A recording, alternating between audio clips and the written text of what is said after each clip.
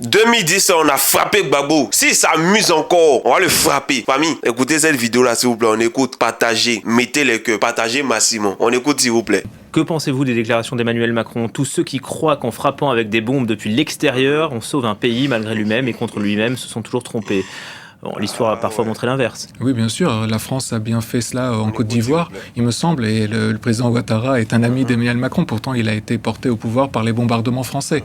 Donc, c'est arrivé. Et il y a eu également au Moyen... C'était sous Sarkozy? Oui, c'était sous Sarkozy, mais je veux dire, il a été ami ensuite avec François Hollande, avec Emmanuel Macron. Maintenant, regardez la deuxième vidéo là. Vous allez voir les gens de Ouattara, ce qu'ils étaient en train de faire pendant que l'armée française était en train de combattre les militaires de Gbagbo. Ceux qui gueulent sur les réseaux sociaux là. Regardez ce qu'ils étaient en train de faire. Regardez. Pour arriver au Golfe, il y a un problème.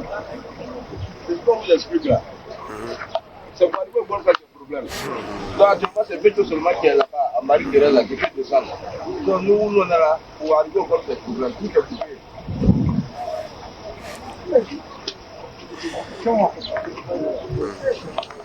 Alors? On écoute, s'il vous plaît. Voilà, c'est ça qu'il dit là. Si au niveau de la 2 là, voilà, si c'est propre au niveau de la 2, vous expliquez à 2 passer par nous là. Moi, je suis fait l'ambassade là. Si vous pouvez regarder que c'est propre, on peut passer. On écoute, s'il vous plaît. Oui.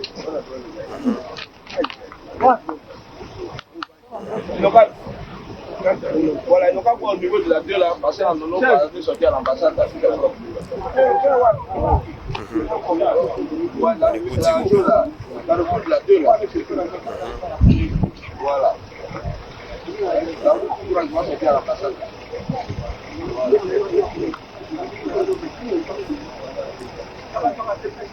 Là. On écoute, s'il vous plaît.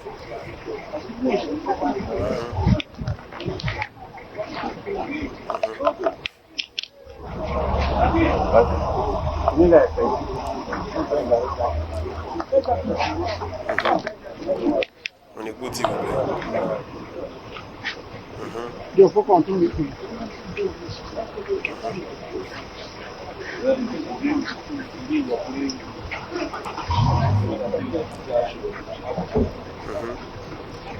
On écoute, s'il vous plaît.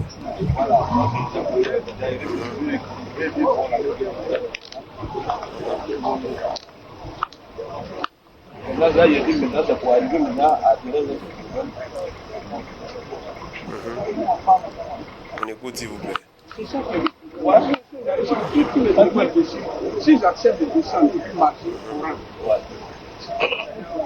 C'est ce qu'on avait avant de sortir. Non, avant de sortir, on a encore sorti. Tout le monde descend, on laisse les voitures. Alors, comme ça. On écoute, s'il vous plaît. C'est possible. Actuellement, là, on est sorti d'Abobo. On est sur la boulot bitumen là, entre deux plateaux et puis à Bobo. Voilà, les chenilles sont venus me retrouver là. On écoute, s'il vous plaît. Maintenant, si au niveau de la deux, là, c'est lui, on peut passer par la deux là pour rendre les gens. Les réseaux sociaux, là. Regardez ce qu'ils étaient en train de faire. Regardez. Mais les chenilles étaient là-bas, tu as dit que les blancs n'ont pas quitté là-bas rapidement et ils vont survoter le coin. Donc c'est là qu'ils ont retrouvé sur Apopo. Tu vois ce qu'ils ont dit?